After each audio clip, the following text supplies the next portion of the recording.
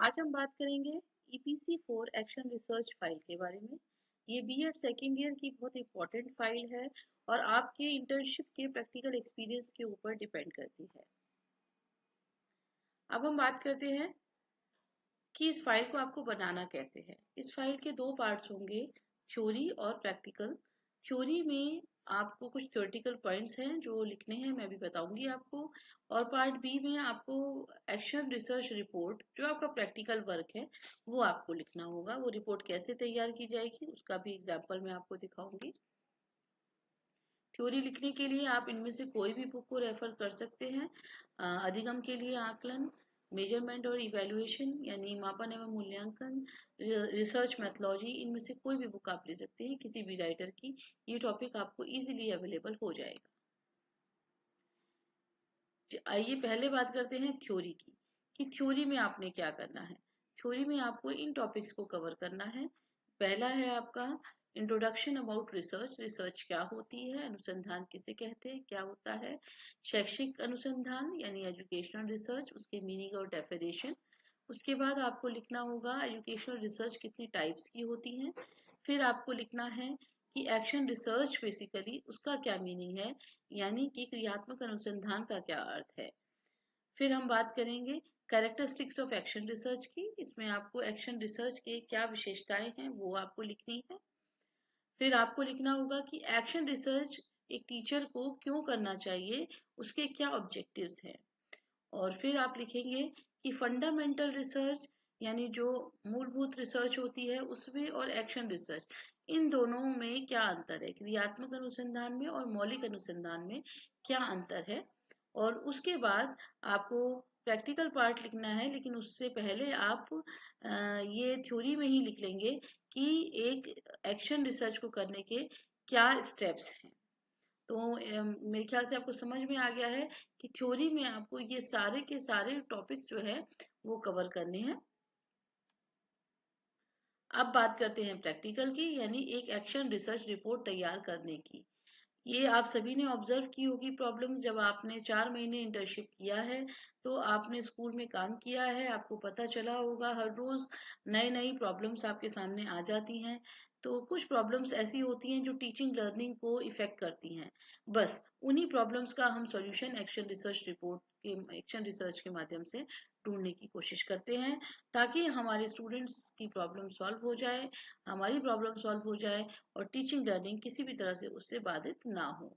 तो आपकी action research report कैसी होगी उसके बारे में बात करेंगे। पहले आपको क्या करना होगा, अपनी प्रॉब्लम सिलेक्ट करनी होगी। आप इनमें से कोई भी एरिया ले सकते हैं, लर्निंग का, टीचिंग का, किसी एक खास क्लास की प्रॉब्लम ले सकते हैं, कि स्कूल एडमिनिस्ट्रेशन की प्रॉब्लम ले सकते हैं जिसमें कि इंफ्रास्ट्रक्चर रिलेटेड प्रॉब्लम हो सकती है, या जो है स्कूल के मैनेजमेंट प्रशासन की वर्किंग संबंधित प्रॉब्लम हो सकती है। एक पीरियड में, किसी एक खास पीरियड में स्टूडेंट के बिहेवियर में क्या प्रॉब्लम है, या एक खास पीरियड में क्या प्रॉब्लम आप महसूस करते हैं, वो हो सकता है, या कोई जनरल प्रॉब्लम। आप यहाँ देख रहे हैं कि लास्ट में लिखा हुआ है, एक नोट डला हुआ है कि only those problems are chosen for study that requires immediate action.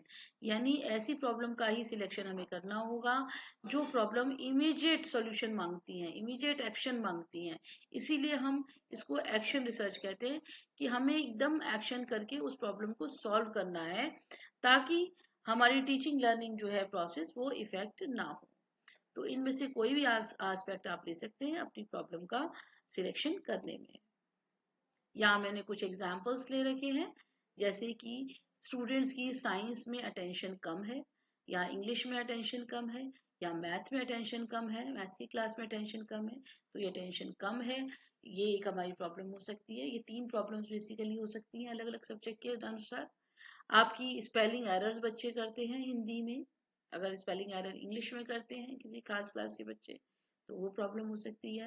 Homework में इरेगुलरिटी है, इनडिसिप्लिन की प्रॉब्लम है, बच्चे किसी एक खास पीरियड को मिस करते हैं, क्लास बंक करते हैं, किसी एक खास सब्जेक्ट में परफॉर्मेंस कम है, स्टूडेंट पंक्चुअल नहीं है मॉर्निंग असेंबली को अटेंड करने में, स्टूडेंट टाइम पे अपने ड्यूज नहीं देते हैं, स्टूडेंट अपना होमवर्क या क्लास वर्क नहीं करते हैं, तो ये इनकम्प्लीट रखते हैं, ये सब प्रॉब्लम हो सकती हैं।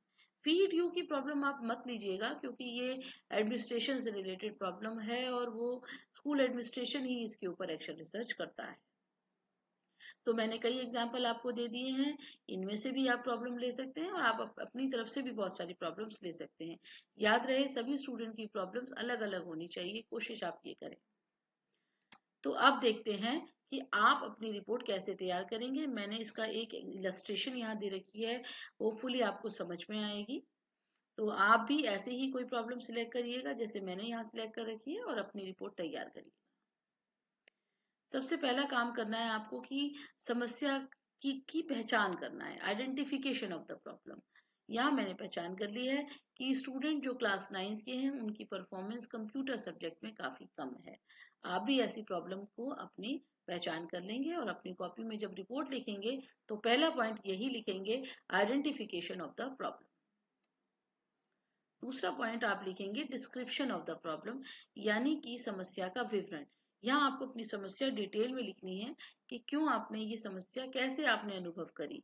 जैसे यहाँ लिखा गया है कि 21 स्टूडेंट थे जिन्होंने कंप्यूटर साइंस ऑप्ट किया था क्लास 9th में, लेकिन उनकी जो 45% एवरेज परसेंटेज आई है फर्स्ट टर्म एग्जामिनेशन में, जबकि उनकी और सब्जेक्ट में जो है मैथ्स और साइंस में अच्छी क्लास एवरेज है, जबकि कंप्यूटर में क्लास एवरेज कम है। और ये एक्सपेक्ट करते हैं हम कि कम से कम उनकी क्लास एवरेज 50% से अधिक होनी चाहिए।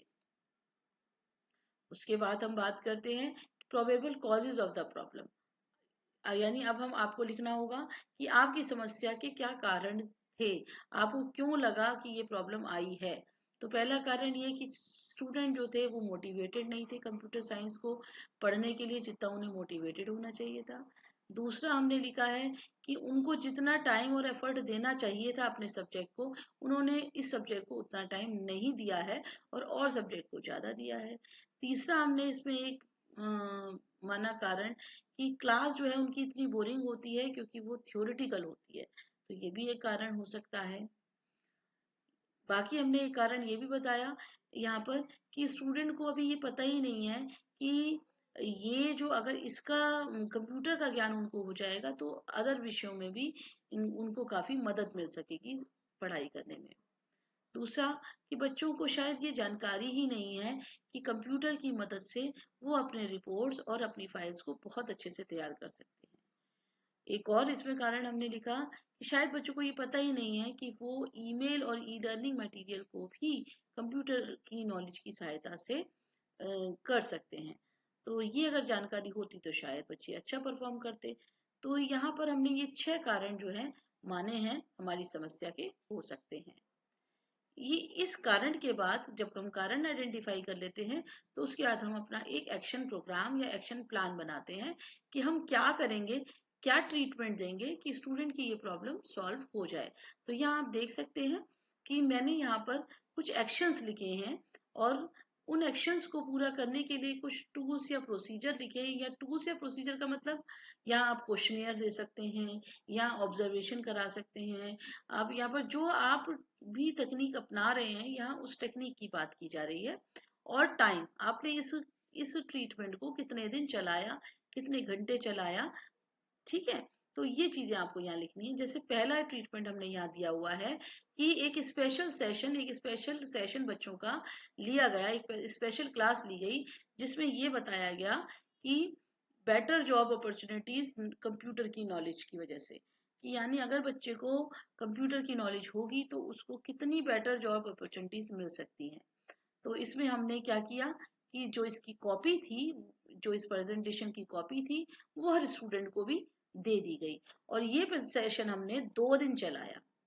दूसरा है हमने एक स्पेशल क्लास चलाई कंप्यूटर लैब में जिसमें एलसीडी डिस्प्ले से ये क्लास चलाई गई कंप्यूटर साइंस के स्टूडेंट के लिए, जिसमें कि उनके मैथ्स के प्रॉब्लम्स को सॉल्व किया गया कंप्यूटर की हेल्प से। ऐसा हमने एक दिन किया, या आप 2 दिन, 3 दिन, 5 दिन, 4 दिन कुछ भी कर सकते हैं, ये आपके ऊपर डिपेंड करता है।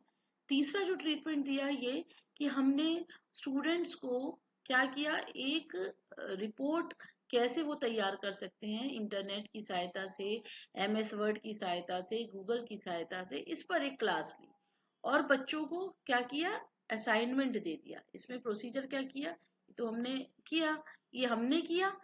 प्रोसीजर में बच्चों से क्या करवाया या बच्चों के लिए क्या किया वो लिखा जाएगा।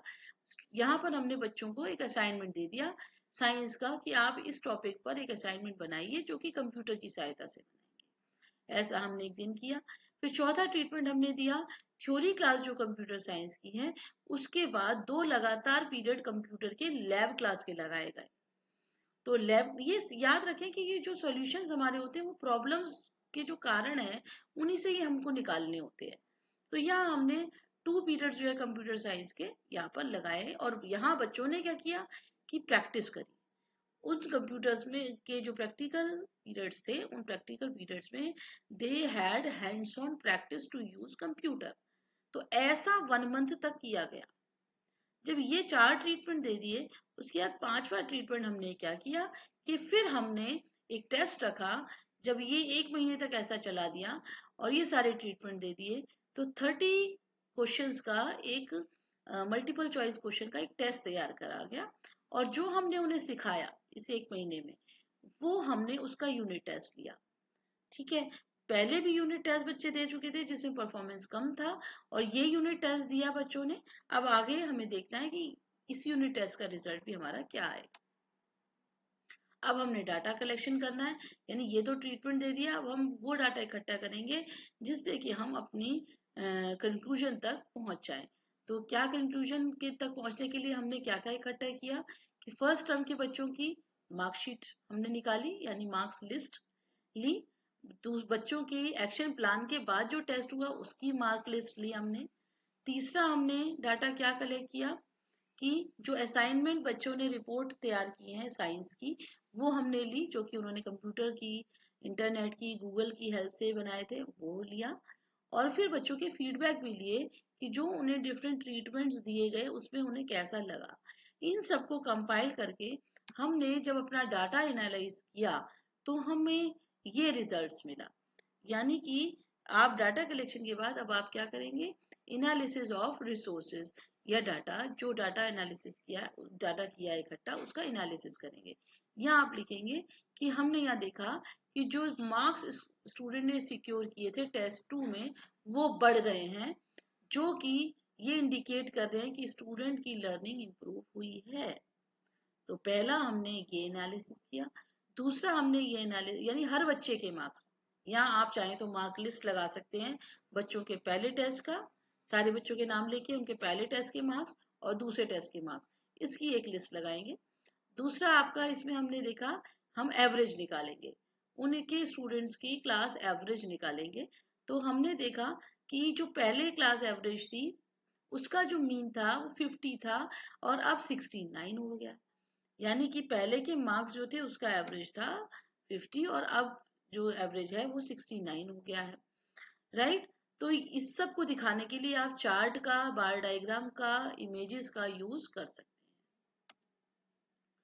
उसके बाद आप कंक्लूड करेंगे कि ये डाटा ये बताता है, इंडिकेट करता है, ये रिपोर्ट ये इंडिकेट करती है कि जो एक्शन लिया गया, जो एक्शन प्रोग्राम अडॉप्ट करा गया उससे स्टूडेंट की कंप्यूटर की परफॉर्मेंस में इम्प्रूवमेंट आया है, उनकी लर्निंग इम्प्रूवमेंट हुई है।